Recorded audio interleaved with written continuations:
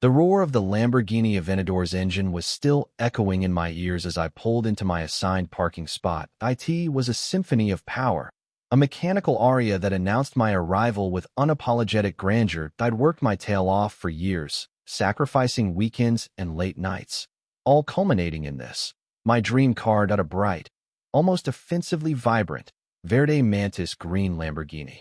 The instant I killed the ignition, the silence that followed felt pregnant, ominous. That I knew this wouldn't be a smooth ride.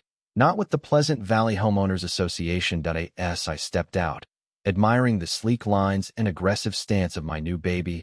I saw him, Bob Thompson, president of the Pleasant Valley HOA, a man whose very existence seemed dedicated to the pursuit of beige and the suppression of joy. He was watering his meticulously manicured lawn, a task he performed with the grim determination of a surgeon about to perform a risky procedure. He stopped, hose in hand, and fixed me with a stare that could curdle milk. "Nice car," he said, the words dripping with sarcasm. It wasn't a compliment. It was a declaration of war. I offered a polite, "Thanks, Bob, but I'm pretty excited about it." He scoffed, a sound that resembled a deflating tire. "Excited is one word for it. I'm sure the entire neighborhood will be excited every time you decide to grace us with its presence." He gestured vaguely towards the car with the hose, a droplet of water landing on the pristine hood. I winced inwardly. "It's street legal, Bob. Complies with all noise regulations," I said, trying to keep my tone neutral. I knew arguing wouldn't get me anywhere, but I felt the need to establish a boundary. "We'll see about that," he muttered, turning back to his lawn. "We'll see about that." That was it. No handshake, no neighborly welcome. Just thinly veiled hostility and a promise of trouble. I knew, right then and there, that my Lamborghini was not just a car to Bob. It was a personal affront, the symbol of everything he despised: individuality, success, and anything that dared to deviate from the monotonous uniformity he so desperately craved. The next few days were filled with a strange mix of exhilaration and anxiety. Every time I started the car, I felt a thrill course through me, a surge of pure, unadulterated joy.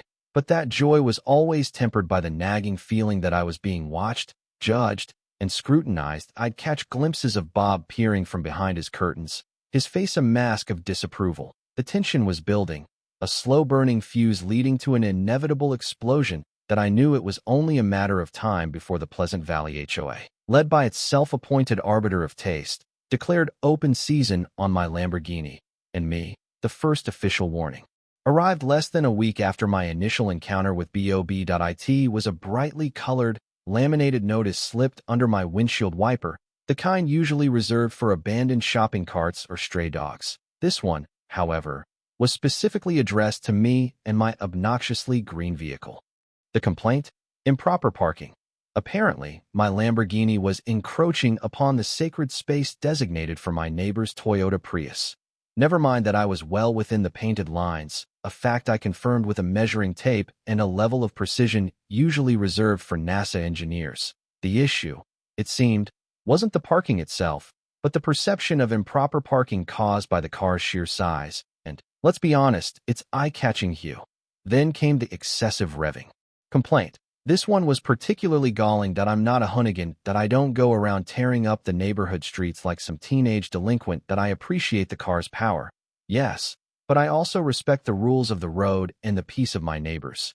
Yet, according to the HOA, I was engaging in unnecessary and disruptive engine noise at all hours of the day and night. That I even went so far as to install a dashboard camera, recording every drive, specifically to refute these ridiculous claims. The footage clearly showed me driving at a reasonable speed, maintaining a respectful distance from other vehicles, and, most importantly, not revving the engine unnecessarily. I even muted the audio track, thinking the sheer sound of the engine, even at low RPMs, was enough to trigger a complaint. The complaints kept coming, each one more absurd than the last. One day, it was excessive tire squeal, despite having brand new tires and driving cautiously.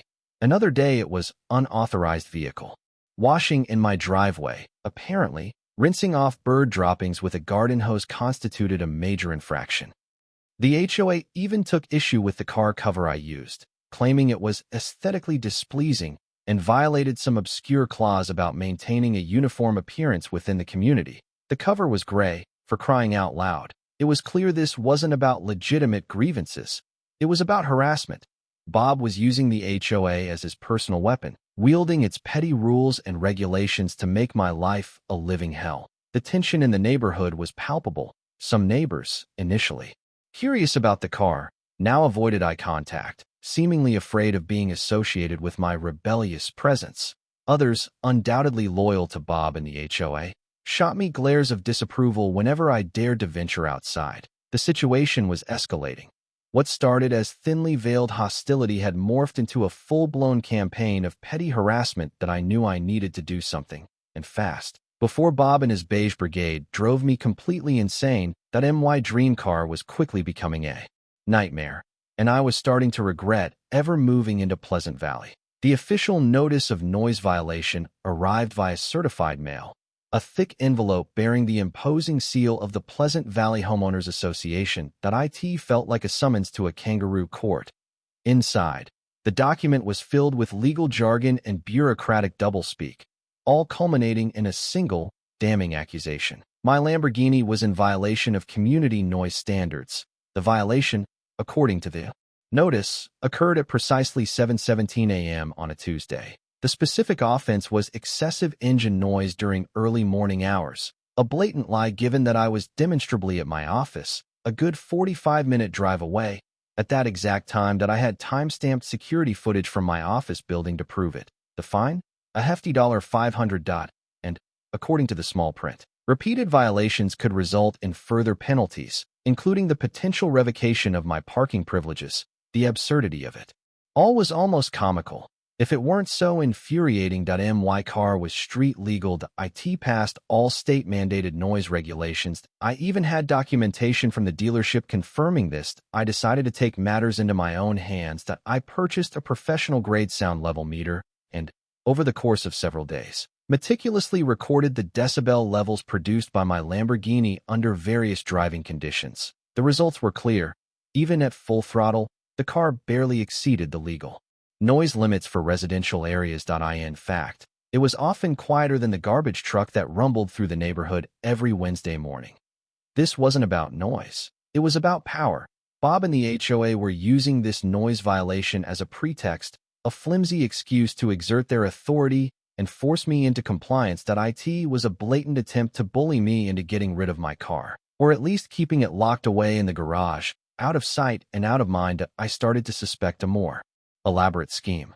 Could Bob have somehow manipulated the situation, perhaps bribing a neighbor to file a false complaint?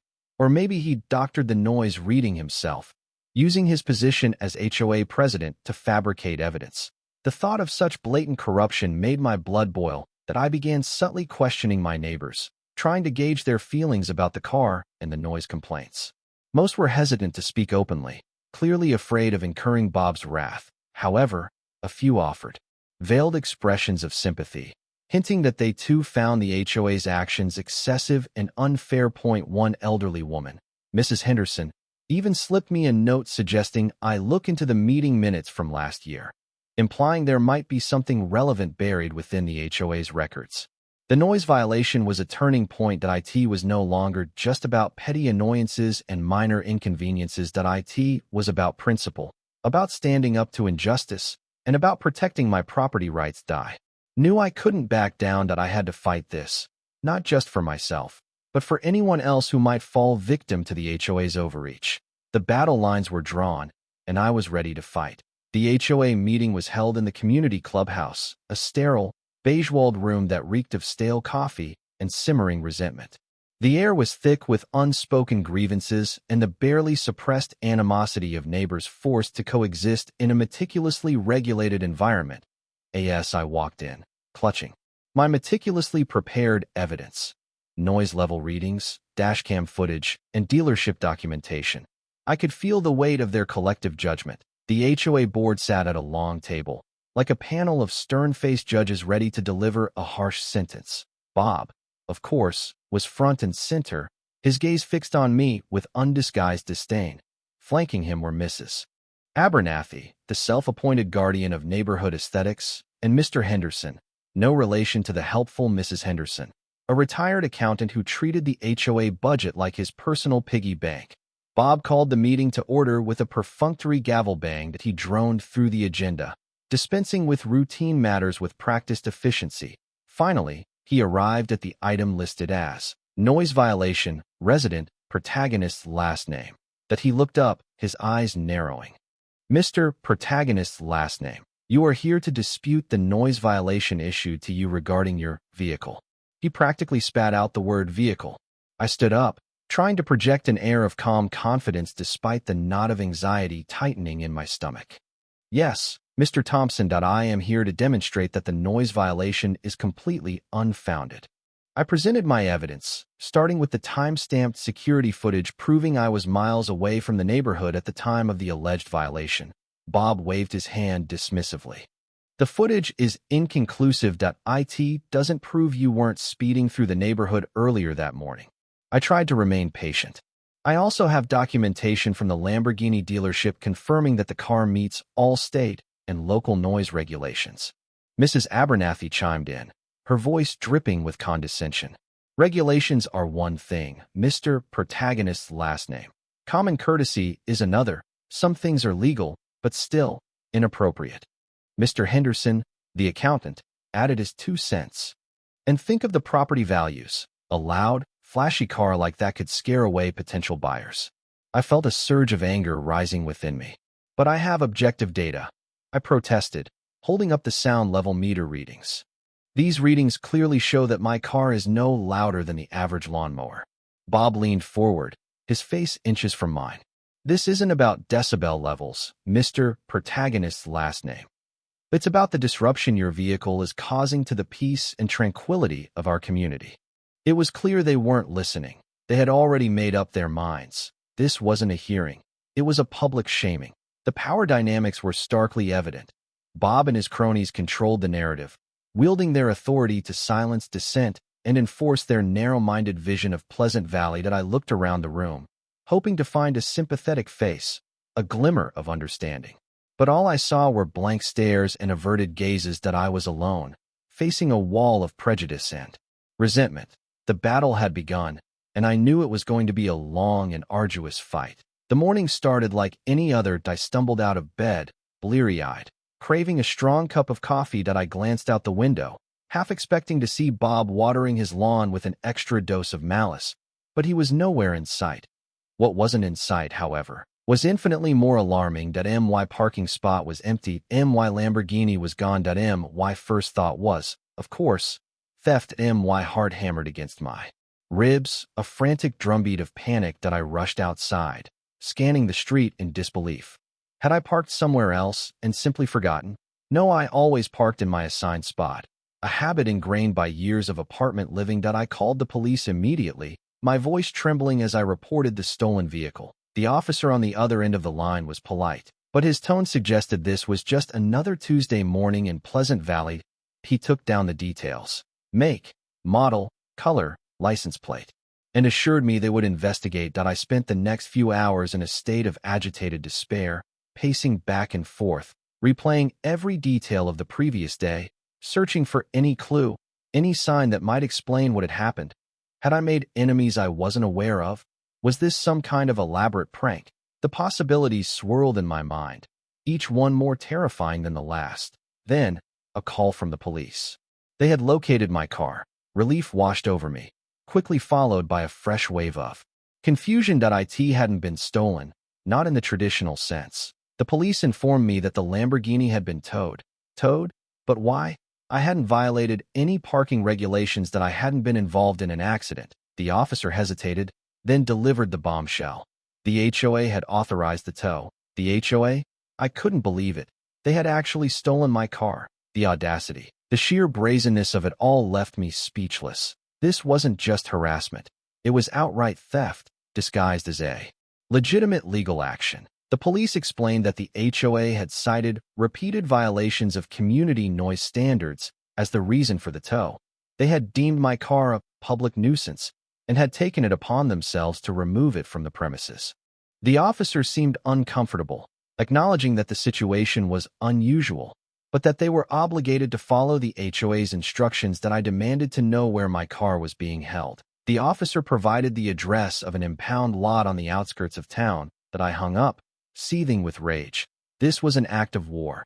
Bob and the HOA had crossed a line, escalating their petty feud into a full-blown legal battle. As I drove to the impound lot, my mind raced, trying to formulate a plan that I needed to get my car back, and I needed to make them pay for what they had done. This wasn't just about a Lamborghini. It was about standing up to tyranny and fighting for my rights. The gloves were off. The impound lot was a desolate, gravel-covered wasteland, filled with rows of neglected vehicles, each bearing the scars of misfortune and bureaucratic indifference. The sight of my Lamborghini, sitting forlornly amidst the automotive wreckage, was like a punch to the gut. It looked out of place. A thoroughbred surrounded by plow horses. Getting the car released was a bureaucratic nightmare. The impound lot attendant, a jaded man with a perpetual air of boredom, informed me that I needed a written release from the Pleasant Valley HOA before I could reclaim my vehicle.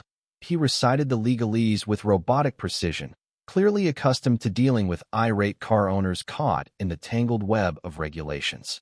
Back at home, I contacted the HOA, demanding an explanation. Bob, of course, was unrepentant. He reiterated the HOA's position, claiming that my Lamborghini constituted a public nuisance due to its excessive noise and disruptive presence. He cited a clause in the HOA bylaws that allowed the board to take action against any resident whose activities detrimentally affect the peace, quiet, and enjoyment of the community.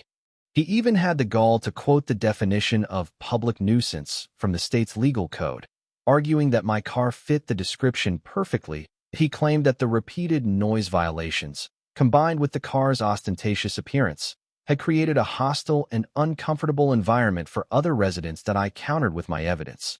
The dealership documentation, the sound level meter readings, the time-stamped security footage, but he dismissed it all as irrelevant. He argued that the HOA's own internal noise measurements, taken by a certified sound technician, proved that my car exceeded the community's noise limits. That I demanded to see this evidence, but he refused, claiming it was confidential and proprietary information. That my disbelief was absolute. The HOA's legal justification was a flimsy pretext, a desperate attempt to legitimize their blatant act of theft.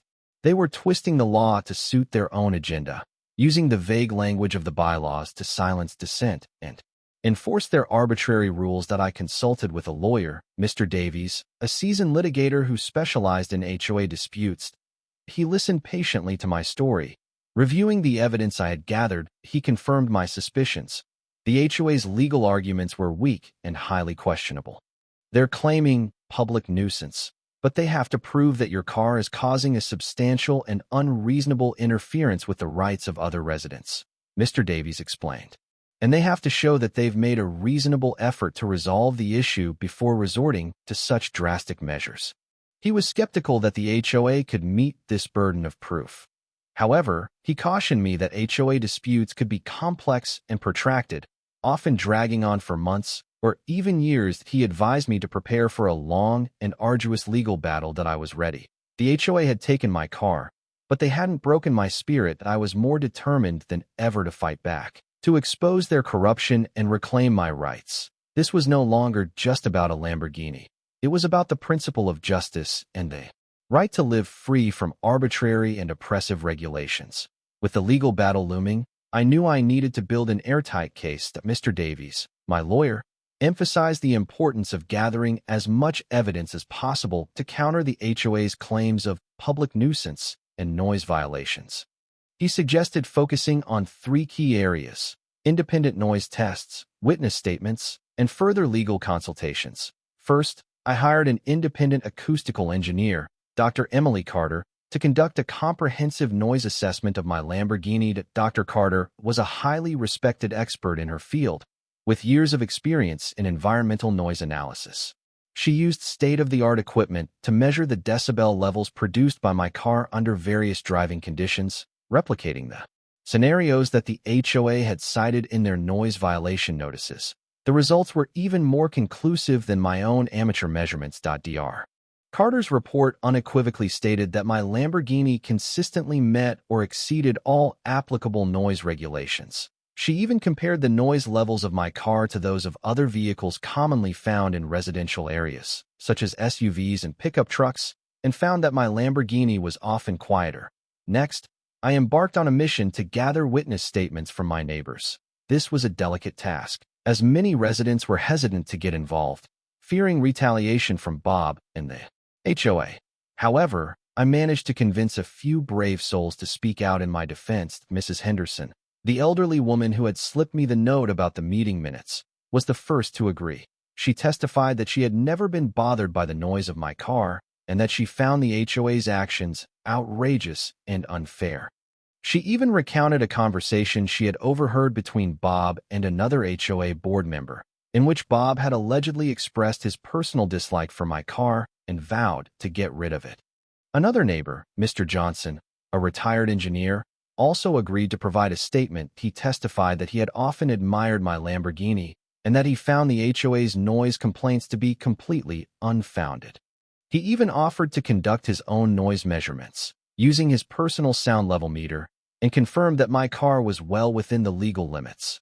Gathering these witness statements was a slow and painstaking process, but it was crucial to building a strong case that IT showed that the HOA's claims were not supported by the majority of the community and that their actions were driven by personal bias rather than legitimate concerns. Finally, I sought additional legal consultations, speaking with other attorneys who specialized in HOA law that I wanted to get a second opinion on the strength of my case and explore all possible legal strategies. These consultations provided valuable insights and confirmed that I had a strong chance of winning the legal battle. With each piece of evidence I gathered, my confidence grew. I was building a solid foundation for my legal defense, a fortress of facts and testimony that would withstand the HOA's flimsy arguments. I was ready to fight, and I was determined to win. Armed with a mountain of evidence and the unwavering support of Mr. Davies, my lawyer, I officially threatened legal action against the Pleasant Valley Homeowners Association. Mr. Davies sent a strongly worded demand letter to the HOA, outlining their unlawful actions, demanding the immediate return of my Lamborghini, and seeking compensation for damages, including towing fees, storage costs, and legal expenses. The letter landed like a bombshell. For a brief moment, I dared to hope that the HOA would back down, realizing the futility of their position. But Bob and his cronies were not easily deterred. Instead of capitulating, they doubled down, hiring a high-powered lawyer of their own, Ms. Veronica Sterling, a notorious litigator known for her aggressive tactics and her unwavering defense of corporate interests. Ms. Sterling responded to our demand letter with a dismissive and condescending reply, reiterating the HOA's claims of public nuisance and accusing me of engaging in vexatious and frivolous litigation. She threatened to countersue me for defamation and harassment, claiming that my accusations against the HOA were baseless and damaging to their reputation. The legal battle was now in full swing, escalating from a petty neighborhood squabble to a high-stakes legal showdown.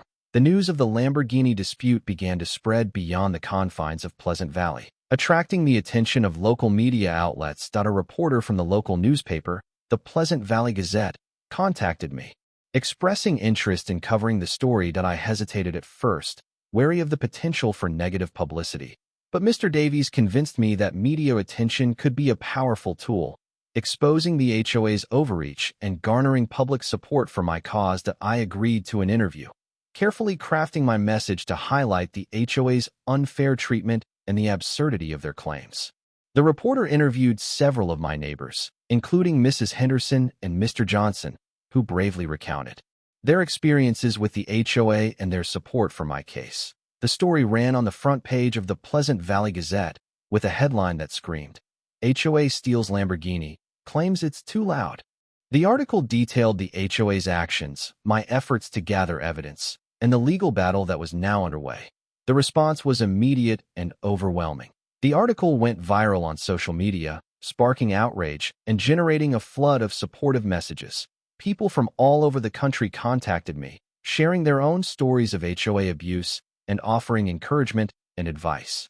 The media attention put pressure on the HOA, forcing them to defend their actions in the public eye.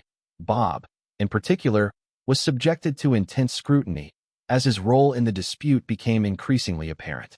The escalation of the conflict had transformed the Lamborghini dispute into a symbol of the broader struggle against HOA overreach and the abuse of power that I was no longer just fighting for my car.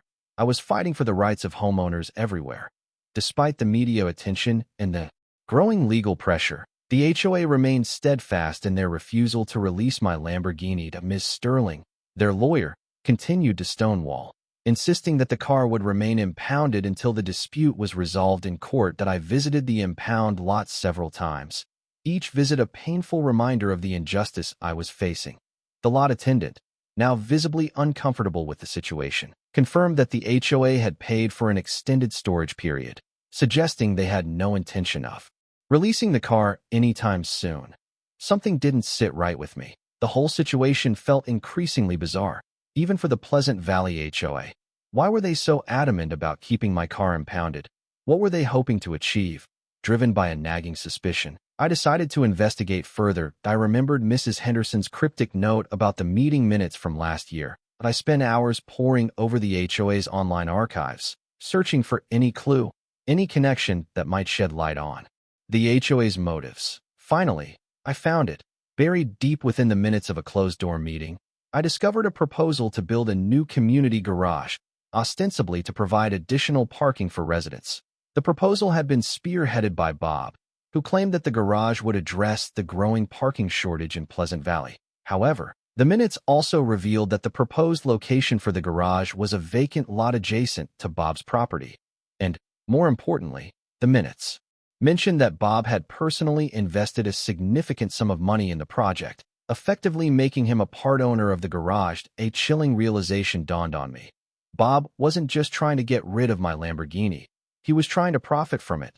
He had orchestrated the entire scheme, using the HOA as a tool to eliminate competition and secure a lucrative storage contract for his own private garage. But where was my car actually being stored? The impound lot attendant had given me an address, but I had a hunch that the Lamborghini wasn't really there. That I decided to do some digging, using online search engines and public records databases to track down the ownership of the impound lot. The results were shocking. The impound lot was owned by a shell corporation with a mailing address that traced back to Bob Thompson. My suspicions were confirmed. Bob was running a scam, using his position as HOA president to enrich himself at the expense of his neighbors. But there was one more piece of the puzzle to solve. Where was my Lamborghini actually being stored? If it wasn't at the official impound lot, then where was it? Driven by a mixture of rage and determination, I decided to take matters into my own hands. That I spent the next few days staking out Bob's property, watching his every move. That I noticed that he often visited a large, nondescript garage located a few blocks away from his house. The garage was unmarked, with no signage or indication of its purpose. One night, under the cover of darkness, I decided to investigate. That I scaled the fence surrounding the garage and peered through a crack in the door. What I saw inside made my blood run cold. There, bathed in the soft glow of a single overhead light, was my Lamborghini. It was parked in the center of the garage, covered with a dust sheet, like a prized possession hidden away from the world. Bob had stolen my car and stashed it in his own private garage. The audacity of it was breathtaking. The next morning, I returned to the garage, this time armed with my phone, recording everything. I waited patiently, hidden across the street, until I saw Bob arrive. That he unlocked the garage door, a smug look on his face. Completely unaware that I was watching him. As he stepped inside, I approached the garage, my heart pounding with a mixture of anger and anticipation. I pushed the door open, revealing myself. Bob froze, his eyes widening in shock. The smugness vanished, replaced by a look of sheer panic. "What are you doing here?" he stammered, his voice trembling. "I think that's my line, Bob," I said, my voice dripping with sarcasm. "What are you doing with my car?" He tried to regain his composure, but his face was flushed with guilt.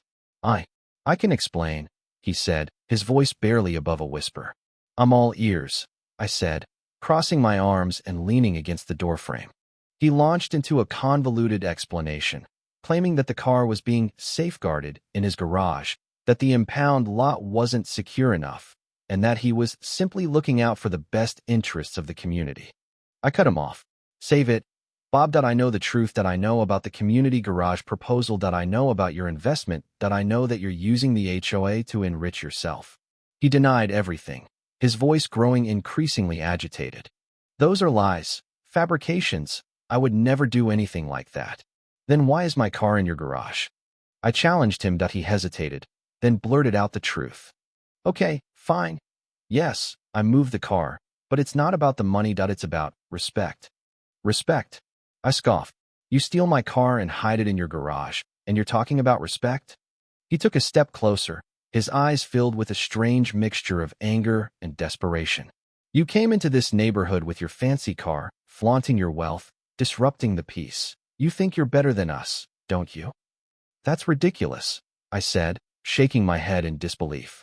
This has nothing to do with respect. It has to do with jealousy. That you're jealous of my car, jealous of my success. He didn't deny it. Instead, he launched into a tirade about how hard he had worked his entire life, how he had sacrificed everything to build a comfortable life for himself, and how I had simply waltzed in and taken everything for granted. You don't understand what it's like to struggle, he said, his voice filled with resentment. You don't understand the value of hard work. And you don't understand the value of honesty and integrity, I retorted. You're so consumed by jealousy that you're willing to break the law, to steal from your neighbors, to abuse your power. The conversation devolved into a shouting match, a heated exchange of accusations and recriminations. Bob revealed the depth of his resentment, his envy, his deep-seated insecurity. He saw my Lamborghini as a symbol of everything he lacked, a constant reminder of his own perceived inadequacies. As the confrontation reached its peak, I realized that this wasn't just about it was about something much deeper, something much more personal. That it was about the corrosive power of jealousy and the destructive consequences of unchecked ambition. The courtroom was a cavernous space, filled with hushed whispers and the rustling of legal documents. The air was thick with tension, a palpable sense of anticipation hanging over the proceedings. That I sat at the plaintiff's table, flanked by Mr. Davies, my lawyer, feeling a strange mix of anxiety and determination. Across the aisle, Miss Sterling, the HOA's high-powered lawyer, sat with Bob and the other members of the HOA board, their faces grim and unyielding. The trial began with opening statements, each side laying out their case before Judge Thompson, no relation to Bob, thankfully. Mr. Davies presented a compelling narrative, painting a picture of an HOA abusing its power, driven by personal bias and engaging in unlawful actions. That Ms. Sterling, in contrast, portrayed me as a disruptive and entitled resident, whose actions had threatened the peace and tranquility of the community. The heart of the trial consisted of the presentation of evidence and the cross-examination of witnesses. That Mr. Davies called Dr. Carter, the acoustical engineer, to the stand, who testified authoritatively about the noise levels produced by my Lamborghini, confirming that it met all applicable regulations. That Ms. Sterling attempted to discredit her testimony, questioning her impartiality and suggesting that she had been biased by my generous payment for her services. Next, Mr. Davies called Mrs. Henderson and Mr. Johnson, the neighbors who had bravely agreed to testify in my defense. They recounted their experiences with the HOA, emphasizing the fairness and reasonableness of my behavior and the overreach and pettiness of the HOA's actions. That Ms. Sterling subjected them to withering cross-examination, attempting to undermine their credibility and suggesting that they were motivated by personal grudges against Bob and the HOA. I also took the stand, recounting the events leading up to the impoundment of my car, emphasizing the HOA's relentless harassment and the blatant falsehoods contained in the noise violation notices. Ms. Sterling grilled me relentlessly, attempting to portray me as arrogant and insensitive, a wealthy outsider who had no respect for the rules and traditions of Pleasant Valley. The most dramatic moment of the trial came when Mr. Davies presented the evidence he had gathered about Bob's private garage and his financial stake in the community parking project. He displayed the HOA meeting minutes, the property records, and the photographs I had taken of my Lamborghini hidden in Bob's garage. Ms. Sterling objected vehemently, arguing that this evidence was irrelevant and inadmissible, but Judge Thompson overruled her objection, allowing Mr. Davies to proceed. The revelation of Bob's scheme sent shockwaves through the courtroom.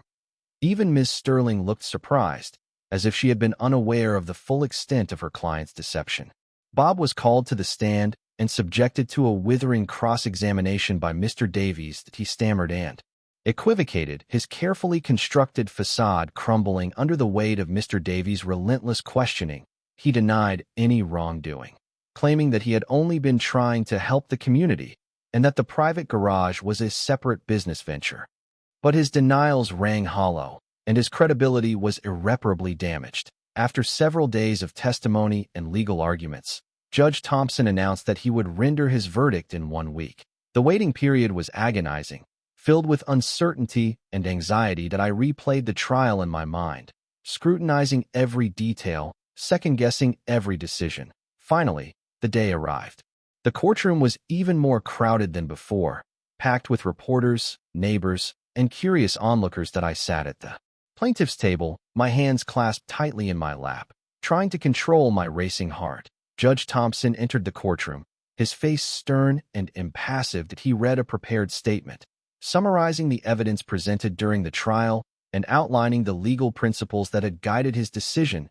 He began by addressing the HOA's claim that my Lamborghini constituted a public nuisance. He stated that the HOA had failed to provide sufficient evidence to support this claim, that he noted that the independent noise tests conducted by Dr. Carter had unequivocally demonstrated that my car met all applicable noise regulations.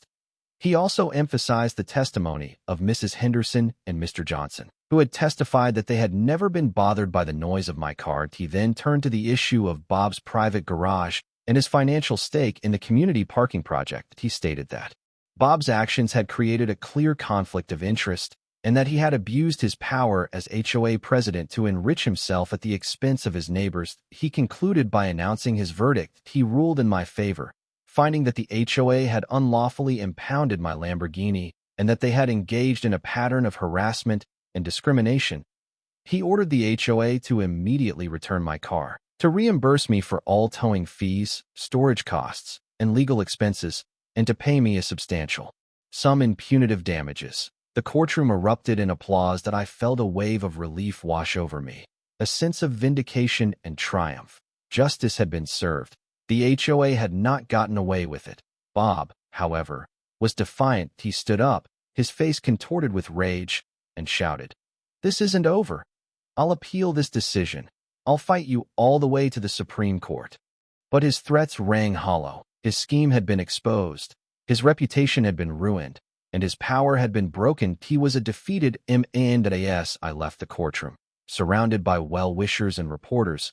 I knew that the battle was finally over. I had won. But I also knew that the victory had come at a cost. The experience had changed me, hardened me, and left me with a deep-seated distrust of authority and the abuse of power. The immediate aftermath of the trial was a whirlwind. The media was relentless, seeking interviews and updates. Neighbors who had previously avoided eye contact now offered congratulations and apologies. The Pleasant Valley Homeowners Association was in chaos, with calls for Bob's resignation and demands for a complete overhaul of the HOA bylaws. Bob, predictably, refused to resign. He clung to his position, claiming that he had been unfairly targeted and that he was the victim of a witch hunt.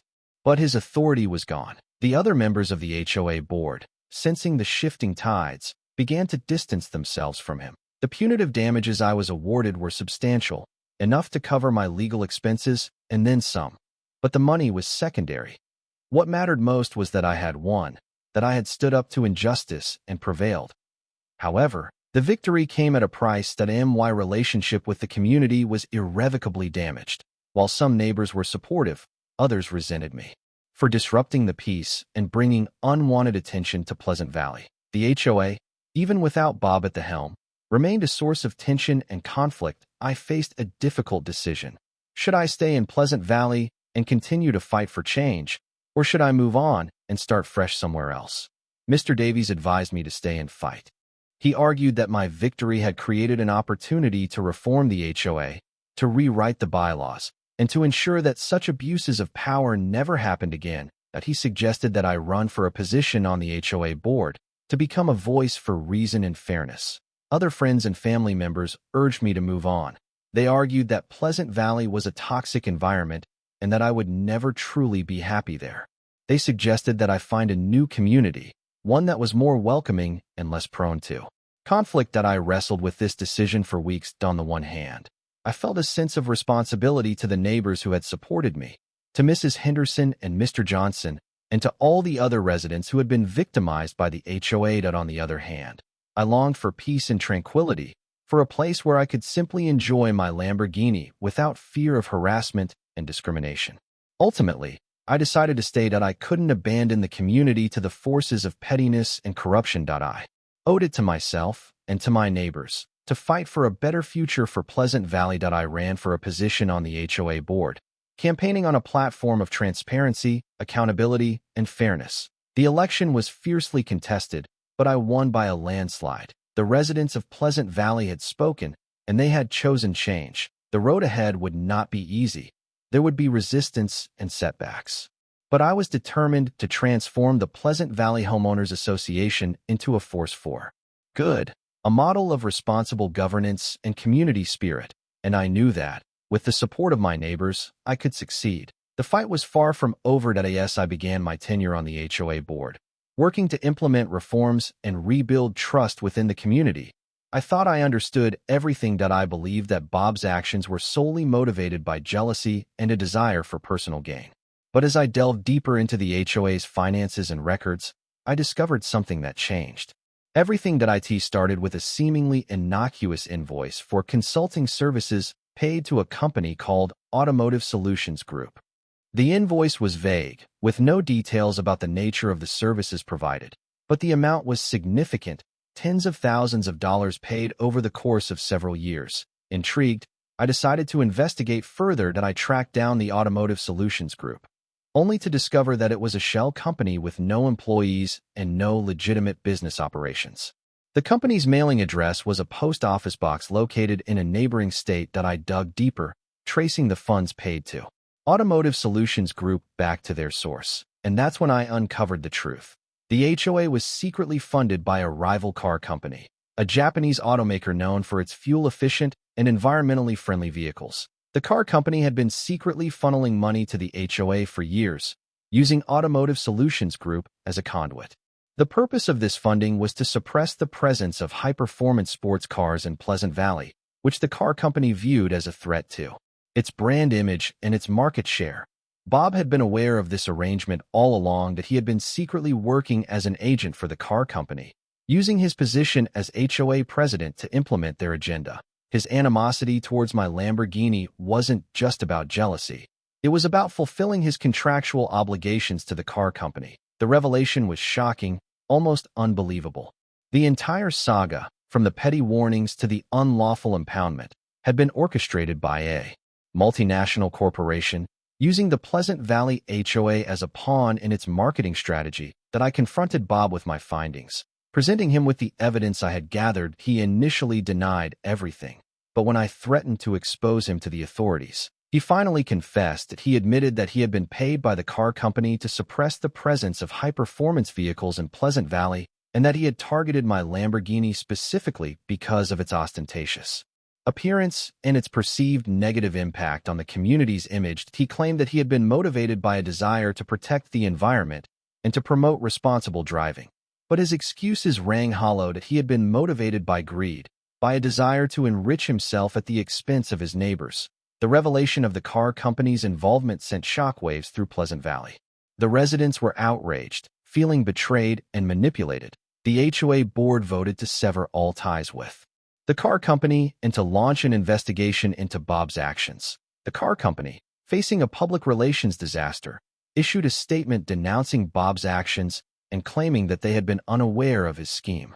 They promised to cooperate fully with the investigation and to take steps to prevent similar incidents from happening in the future. As for Bob, he was forced to resign from the HOA board and faced potential criminal charges. His reputation was ruined, his career was over, and his life was in shambles. The Lamborghini saga had come to an end, but the lessons I had learned would stay with me forever.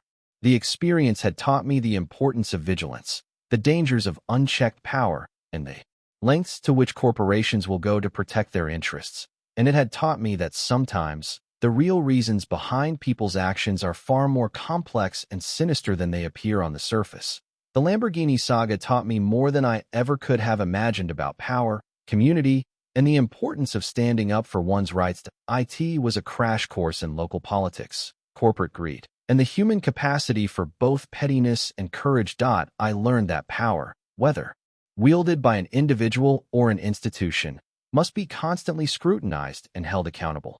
Unchecked power can corrupt even the most well-intentioned individuals, leading to abuses of authority and violations of basic rights. I learned that community is a fragile and complex thing, easily fractured by division and mistrust. Building a strong and resilient community requires open communication, mutual respect, and a willingness to compromise. And I learned that fighting for one's rights, even when the odds seem insurmountable, is always worth the effort. Standing up to injustice may be difficult, and